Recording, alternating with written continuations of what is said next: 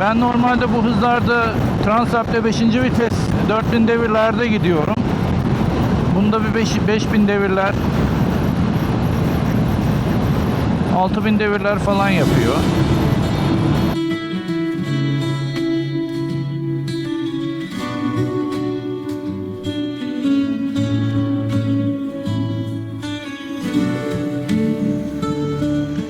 Efendim selamlar, hoş geldiniz. Bugün fark edeceğiniz üzere motorun yanında değiliz. Oturduğum koltukta arkası replace edilmiş bir çekim yapıyorum sizin için. Bu pek kanalda alışık olmadığım bir şey ama bu sefer değişik bir durum var. Onun için bunu yapmak istedim açıkçası. Tabii baktığım yer şu anda kamera biraz yukarıda kaldığı için ikide bir ekranın ortasına kendime bakıyor gibi olduğum için kusura bakmayın, orada gözüm sizde olamayacak bazen. Bunu beceremiyorum zaten, kameranın önünde bu durmayı. Genellikle kamera arkasında durduğumuz için bu pek becerdiğimiz bir şey değil. Bir XL 750 Transalp, Honda Transalp kullanıcısı gözüyle Multistrada versiyon 2S nedir ne değildir, böyle bir motor kullanıcısı bu motoru görür görmez ya benim olsun elimdekini vereyim der mi demez mi, neyini beğenir neyini beğenmez. Üstelik bir de bu sürücü Hepi topu daha 6000 kilometre yol gitmiş bir yıllık bir sürücü ise, bir yılı geçti ama 15 ay falan oldu sanırım motosiklet sürmeye başlayalı ben. İşte biraz daha değişir. Şimdi ben bu motorun birkaç başlıkta, sanırım 15-20 başlıkta size hissettiklerimi aktarmaya çalışacağım. Bunları sürüş sırasında zaten konuşmuşum. Bir tane sürüş videosu çekmiştim. Oradan parçaları bu videonun içerisine de kullanırım. Öncelikle motosikletin kırmızı renklisi ve yeşilimsi bir haki renkli modeli var. Kırmızı renklisi böyle çok çılgın albenisi olan güzel, çekici bir motor. Motor zaten insanı etkiliyor direktman, çünkü çok ne diyeyim, estetik olarak güzel bir motor. Motorun yanına geldiğimde beni bu gerçekten etkiledi. Oradaki arkadaş motoru çalıştırdı, bana verdi, yani çıkayım artık diye oturdum üzerine oturunca şöyle bir baktım, ya yüksekliği benim Transalp'ten çok farklı gelmedi bana. Yüksekliğine falan bakacağız. Yüksekliği diğer motorumuzdan farklı değil. Pedal biraz aşağıda. Açıkçası böyle bir santim, bilemedim 1,5 santim daha alçak olabilir bir ihtimal. Çünkü yine tabanlarım yere tam basmadı. Tabanlarım tam yere basmayınca da fark etmiyor. Biraz daha yüksek, biraz daha alçak. Aynı şey oluyor açıkçası. Motosikletin ilk dikkatimi çeken şeyi, doğal olarak sürmeye başladığımız zaman gaz kolu ve fren kontrollerimiz var biliyorsunuz ilk başta. Frenleri oldu. Ön freni gerçekten daha dokunmanızla beraber çok sıkı bir şekilde asfaltı ısırıyor. Yani çok sert yakalıyor. Çok güçlü bir şekilde duruyor. Bu gerçekten size iyi hissettiriyor. Tabii bir tarafıyla da dikkatli kullanılması gereken bir şey. Hani o limon sıkar gibi sıkacağımız kısmın daha limonu elimize aldığımız anda bile çok sert bir şekilde duruyor olması ilginç geldi bana. Hani biraz daha şeyle beraber dozajlayabileceğimiz bir şey. Ne kadar dozajlayabiliriz bilmiyorum. Ya yavaş gittiğim için o kadar yakaladı. Biraz daha hızlı gidince dozajlanır. Bilmiyorum. Ön fren birazcık agresifçe tutuyor. Benim Honda'nın ön freni bunun kadar aşırı ısırmıyor. Onu biliyorum. Açıkçası. Motosiklette özellikle yavaş sürüşlerde durduğumda, ışıklarda falan durduğumda motosikleti ayakta daha rahat tuttuğumu fark ettim. Aletin ya ağırlık merkezi daha aşağıda, henüz top gauge bilmem nesi bir şeysi yok. Benim top gauge'im kendisi, demiri, içindeki malzemelerle falan bir 15 kiloyu buluyordur. Yani bir 15 kilo ağırlığı insan seviyesi, sürücü seviyesinde arka selerin üstüne koyunca bu değişir mi bilmiyorum. Ama normal bu çıplak haliyle çok rahat ettim. Çok rahat bir şekilde motosikleti ayakta tutabildim. Yani motosiklet altında yok gibi bir şeydi. O çok güzel geldi bana. Ayağım yere daha rahat basıyor. Biraz daha alçak sanırım. İlk binince motorda dik mi oturuyoruz, eğik mi oturuyoruz diye baktım. Hafif öne doğru eğilmem gerekti. Çünkü gidon biraz ileride kalıyor oturduğunuz yerden. Selede ileri geri hareket edebileceğiniz çok yer yok. Sele oldukça tam sizin oturunca içinde kalacağınız şekilde yapılmış. Derince bir çukuru yok. Biraz daha hani artçısı 3 parmak 2 parmak daha yukarıda artçı selesi, yolcu selesi var. Artçı diyorum, yolcu selesi var. Ön tarafta da normal sürücü selesi var. Gidon biraz ileride.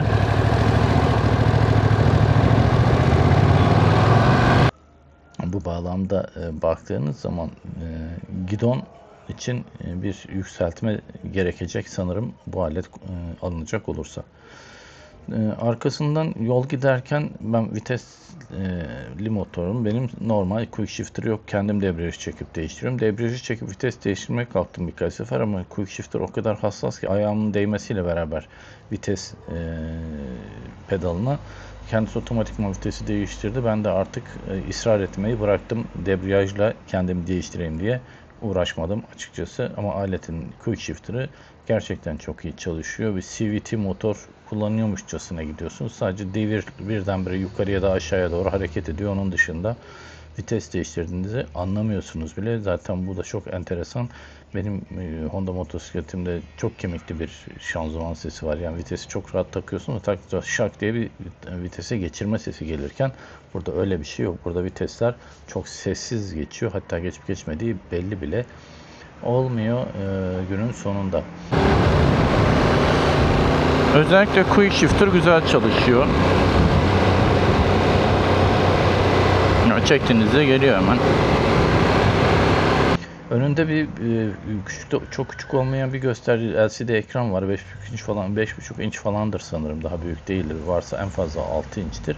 Ama içinde çok fazla bilgi var ve okuması zordu. Şöyle ki herhangi bir telefon uygulaması vesaire bir şey de ekranda bir şey kaplamazken bu kadar küçükse, eğer öyle bir uygulaması varsa, kullanmadım ben test olduğu için, nasıl bir sonuç elde edilir bilmiyorum. Çünkü Honda'nın RoadSync uygulaması ekranın neredeyse %25'lik kısmını sağ taraftan tüketiyor ve bütün göstergeler küçülüyor. Burada da öyle bir küçülme olursa okuması, ekrandaki değerleri okuması biraz zor olabilir. Özellikle uzak görüşü sorunlu olanlar için. Ben de uzakta bir sorun olmadığı için ben okuyabildim açıkçası. Göstergeleri küçük küçük. Yani bir şey görebilmen için dikkatlice bakmak gerekiyor. Peki başka ne var bunun arkasında? Şey çok enteresan. Marşın ayrı bir düğmesi var. Yani Honda kullanıcısı olduğum için ben de start stop düğmesi aynı zamanda bastığınız zaman startı da yapıyor. Yani stop yapıyorsunuz. Nötr var, marş var. Burada stopla nötr var. Kırmızı düğme. Onun altında bir tane de marş düğmesi var. Bana motoru çalışır halde teslim ettiler. Yolda stop ettirdim bir sefer motoru. Çünkü daha alışamamıştım. Çalıştıracağım.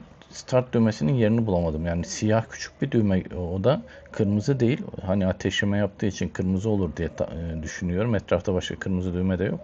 Neyse bir 10 saniye falan bir böyle tereddütten sonra bulabildim. Çalıştırdım. Arkamdaki insanlar da gülmüşlerdir. Ya adam milyonluk motorun üzerinde ama bak kala kaldı yolun üstünde diye. Gerçekten de eğlenmişlerdir benimle diye düşünüyorum açıkçası. Marşı kırmızının altında, yerini bulamadım. Motorun peki dinamikleri nasıl derseniz, motor sürüş dinamiği nasıl derseniz, bu motor çok iyi hızlanıyor, iyi duruyor arkadaşlar. Yani gazı çektiğiniz anda, çünkü normal motor sesinin sizi rahatsız etmeyeceği keyifli güzel bir motor sesi verdiği yerde devir 5500-6000 devirlerde. Siz sürekli zaten o devirlerde sürüyor buluyorsunuz kendinizi. O devirlerde de gazı çektiğinizde makine ışınlanırcasına hızlanıyor. O devirlerin motor sesi de zaten o devirlerde geliyor. İşte Tramsalp'te benim 4000 deviri geçer geçmez ciddi bir motor sesi gelirken arkadan gürül gürül egzoz sesi, bu alette 6000 devirlerde falan motor sesi geliyor. Onun için siz motor sesi gelmediği için rahatsız da olmuyorsunuz. Çekiyorsunuz gazı. En azından bende öyle. Belki motor sürücüleri, ezelden motor sürücüleri başka türlü kullanıyordur. Ben sessiz araç seven birisi olduğum için motorun beni rahatsız etmediği devir neresiyse sesinin oralarda kullanıyorum motoru. Bu da Transalp'te 3500-4000 devir arası oluyor. Bu alette ise 5500-6000 devir aralarında falan oldu. Bunu söylemek isterim açıkçası. Motorun dinamikleri bütünüyle başka. Yani benim motorla bunun arasında şöyle bir fark söyleyebilirim. Bu makine biraz daha böyle aceleci diyeyim. Aletin bir sürü modu var elektronik gaz kolu olduğu için. İşte Touring modu var, Wet modu var. Wet moduyla da kullandım, Touring moduyla da kullandım. Gazı çektiğiniz zaman Wet bile olsa alet çok ciddi aksileri oluyor. Touring modunda da çok farklı değildi. Spor modunu denemedim açıkçası. Denersiniz. Modların kendi içinde de custom edilebildiğini söylemeye sanırım gerek yoktur. Şuradan modumuzu bir düzeltelim.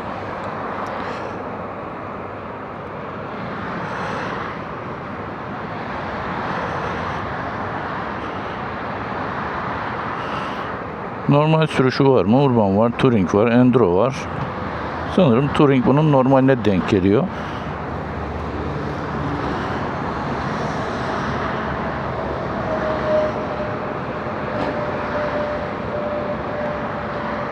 Tekrar moda basalım. Geri neyle çıkılıyor bundan acaba? Menüsünü bilmiyorum. Back için yukarıda geriye uzun basılı tutuyor herhalde. Evet. Moda bir daha basıyoruz. Bastım moda. Vet'te değil. Şurada Touring. Bastık, Touring oldu. Bunun dışında aynaları çok güzel bu aletin. Aynaları çok güzel gösteriyor arkayı. Tam olması gerektiği genişlikte ve büyüklükte. Aynalarını çok beğendim gösterme açısından. Keşke bende de olsa dedim. Çünkü benim motorumun aynaları PCX aynaları biliyorsunuz. Honda'da öyle bir şey var. Tekrar kullanılabilir komponentleri tercih ediyor. Bir genişletme, yükseltme için bir tane şey takmam lazım. Onu takınca önündeki cama değecek falan filan bir sürü iş. Onun için şu anda onu ellemiyorum. Ama bu aletinkiler çok güzel. Bu mutlaka söylemeliyim. Aynaları arkayı güzel gösteriyor. Var mı gelen giden yok. Gidon sadece önde ileride değil, gidon aynı zamanda aşağıda kalıyor. Sizi biraz böyle spor bir sürüşe zorluyor. Onu da mutlaka söylemek isterim. Onu söylemeden geçmeyeyim. Onun için gidonu sadece yükseltmek ve size doğru getirmek gerekiyor. Yani iki hareketi birden vermeli. Sadece yükseltmek yetmeyebilir. Oturuş pozisyonu şöyle biraz gidon yükseltmesi isteyecek. Benim makineden biraz daha aşağıda.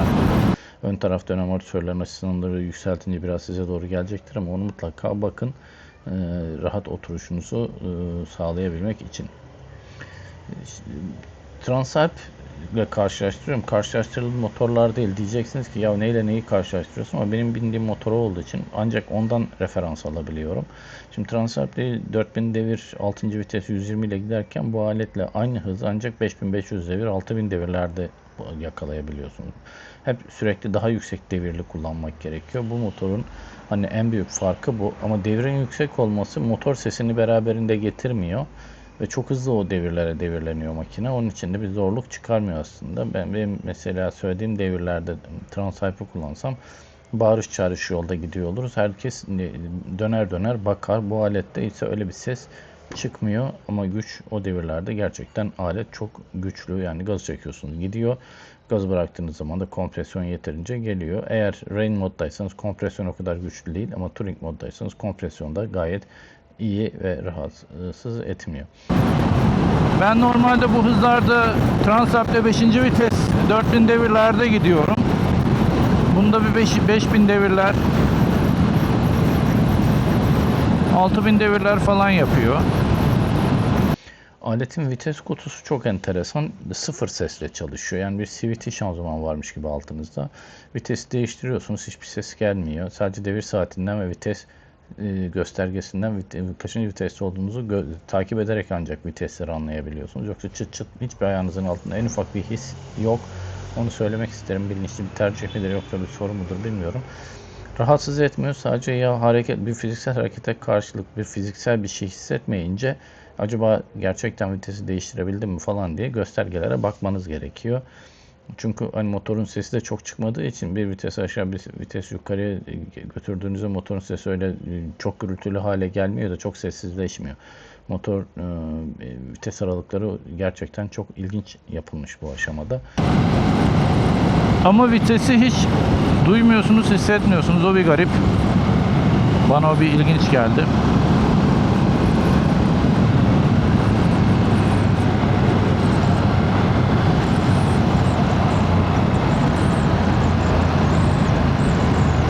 Yani motor böyle şık şık bir geçtiğini hissetmiyorum. Neden öyle bilemiyorum. Ben o çok dikkatimi çekti. Tabii kırmızı Ducati rengine bindim. Kırmızı Ducati rengi de şöyle bir şey oldu. Kentin içine girince herkes dönüp dönüp bakıyor tabii ki. Yani eğer dikkat çekmek istiyorsanız ya motorla gelmiş birisi değil. Yani motor stop etmiş durumda bile olsa dikkat çekiyorsunuz, öyle söyleyeyim. Çünkü motor sesi o kadar çok yüksek değil. Güzel bir sesi var ama öyle çok yüksek sesli bir şey değil. Sesiyle değil ama rengiyle mutlaka kentin içerisinde çok dikkat çekeceğinizi garanti edebilirim. Tabii kırmızı bir motor dikkat çekiyor. Aletin genel görünüşü de fena değil. İnce bir motor. Çok geniş bir motor değil. Heybetli durmuyor. Yani heybetli bir şey seviyorsanız sizi mutlu etmeyebilir ama çok zarif bir motor. Öyle söyleyeyim. Çok zarif, kibar, güzel bir motor. Heybetli motor arayıcılarını tatmin etmeyecektir. Onu da söylemiş olayım. Kırmızı Ducati V2S motorumuzla motorun da çevresine şöyle bir dolaşayım. Karşıdan da bir kamyon geliyor.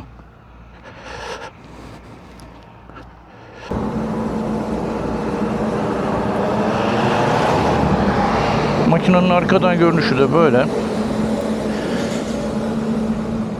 Adetle 7. vites aradım yolda birkaç kere. Çünkü işte 120-130 şeyin orada, highway'in orada süreyim istiyorsunuz. Bakıyorsunuz 6. vites 5500 devirde.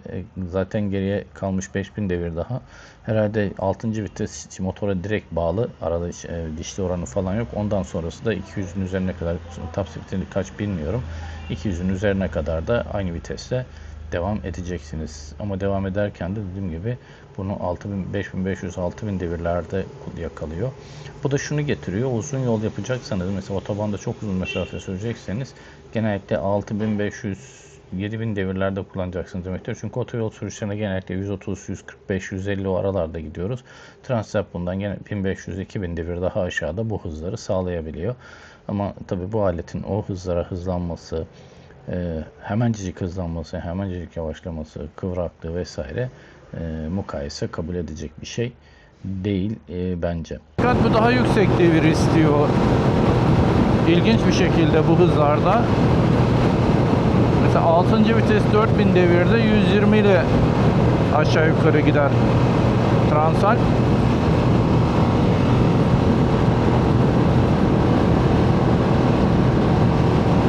Bu alet biraz daha yüksek devir kullanıyor onun için. Yani 120 ile gidecekseniz uzun yolda 5000 devir civarı bir şey. 7. vitesi olmadığını düşünüyorum. Var mı? Yok. Tabii bir dikkat çekici şey de şu oldu. Bu motorda devir 5000 devirlere geldiğinde depoda ve aynalarda acayip bir titreşim oluyor. Aynalardan arkayı göremez oluyorsunuz. Arka taraf bulanık bir hale geliyor. Blur efekti vermiş gibi oluyor aynalar. Video çektim. Videoda şeyde titreşim engelleyici bir algoritma olduğu için aynalardaki titreşimi filtrelemiş. Onun için göremiyorsunuz siz ama gerçekten arkayı görmüyorsunuz. Yani arkadan, uzaklardan bir araba geliyorsa, yakın dibinizde değilse görme şansınız hiç yok. Servisteki arkadaşla konuştuğumda gidon yükseltme ve topuzları takınca bunun azaldığını söyledi. Gidon topuzları takarak çözüyorlarmış bunu. Ama tabii bu titreşim hiçbir zaman eksik olmayacak. Şöyle düşünün, İzmir'den çıkıp İstanbul otobanından İstanbul'a gideceğinizi düşünün. Yol boyunca bu aletle 6500, 7000 devirler falan çevirmeniz gerekecek. Bu şeyde Transalp'te 5000 devirler, 5000, 4800 devirlerde falan karşılayacak bunu. Belki de 5300 devirlerde. Onun için o tarafta olmayan titreşim, özellikle gidonda ve üst tarafta titreşim olacak. Orada peglerde titreşim oluyor. Rahatsız edecektir. Bir de titreşim büyük dalga boylu değil, küçük dalga boylu, yani karıncalanma şeklinde nasıl bir etkisi olur Onu artık kullanırken bakarsınız. Ama motosiklet zaten kıpraşımı, titreşimi olan bir şey ve bunun için seviyoruz zaten. Öyle olmasaydı arabaya binerdik. Tabii 5000 devrin handikapı ne? Şu anda depoyu bacaklarımla sardığımda mesela aynadan şu anda arka gitti. Arkadan araçları net göremiyorum. Titreşim acaba daha bir yüksek devirde geliyor mu geri? Hayır. 4000 devir üzeri aynalarda ciddi bir bulanıklaşma var. Arkayı net göremiyorsunuz. Şimdi birazdan hangi devirde olduğuna da bakar. Bu bir hoşuma gitmedi benim. Motosikletin de keyfi bunlarla geliyor ve bu motosiklet gerçekten çok keyifli bir motosiklet. Herkesin bir dönem kullanmasını ve bu keyfi almasını dilerim. Kendim de bu dileğe dahilim bu arada. Tabii hafiflik konusu sanırım bu Transalp'ten hafif bir motor. Bakacağım onun değerlerine. Henüz bakamadım buna. Değilse bile çok hafif hissettiriyor. Yani benim bir RKS bisikletim var. O bisikletimden biraz daha ağırca duruyor desem ama mübalağa etmiş olmam. Bu dururkenki ağırlığı da dahil. Bu makine benim makinamdan daha mı hafif acaba? Tam bilemedim. Benim büyük Transalp'im durduğum zaman, ayağımı yere koyduğumda ağır bir şeyin üzerinde olduğumu bana her zaman hissettirir. Bu alet durduğumda böyle bir ağır bir şeyin üzerinde değil, çok hafif bir şeyin üzerindeymişim gibi hissettiriyor bana.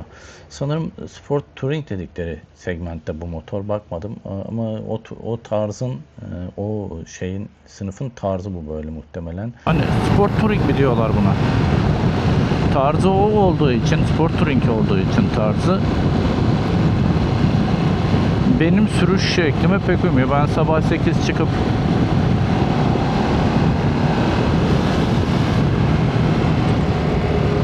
akşama kadar sürdüğüm için değişik hız taleplerim oluyor.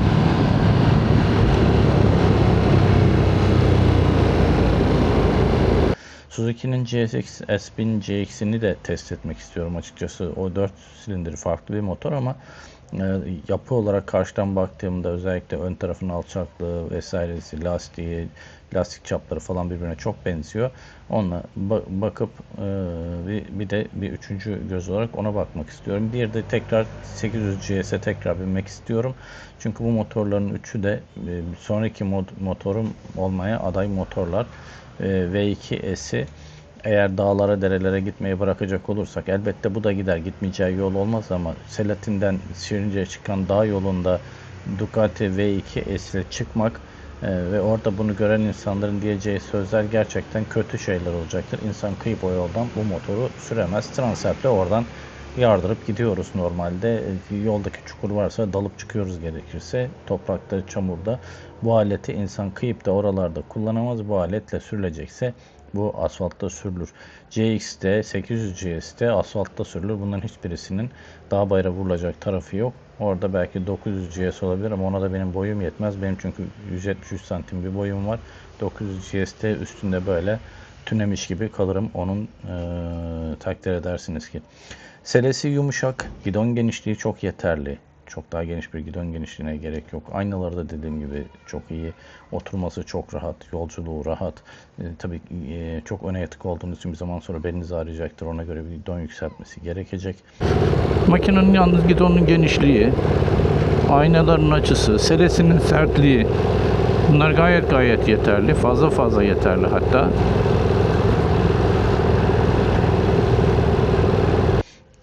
Yolcu ne kadar rahat edebilir bilemiyorum. O tarafta bu konuda bilgisi olanlar videonun altına yorum yazarlar.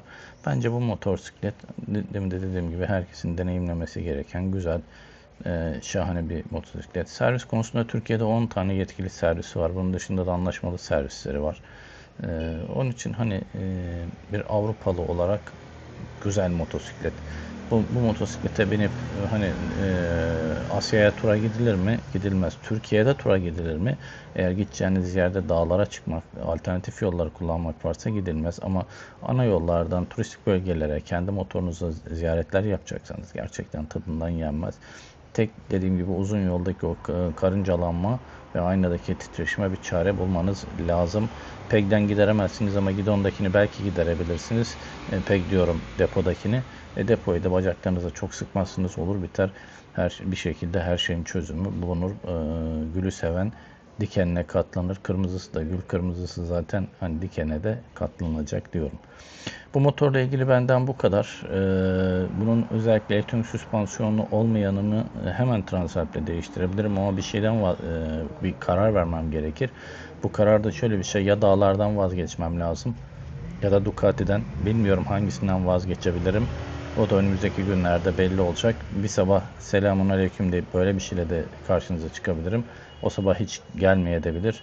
Onu bilmiyorum. İzlediğiniz için teşekkür ederim. Sesimin monotonluğu, yüzümün sürekli bu şekildeki formuna çok aldırmayacağınızı umuyorum. Başka videolarda, başka yorum, değerlendirmelerle, daha güzel motorlarla karşınızda olmak isterim. Çok daha güzelleri sizin olsun bu motorların. İyi ve güvenli sürüşler diliyorum. Hoşça kalın.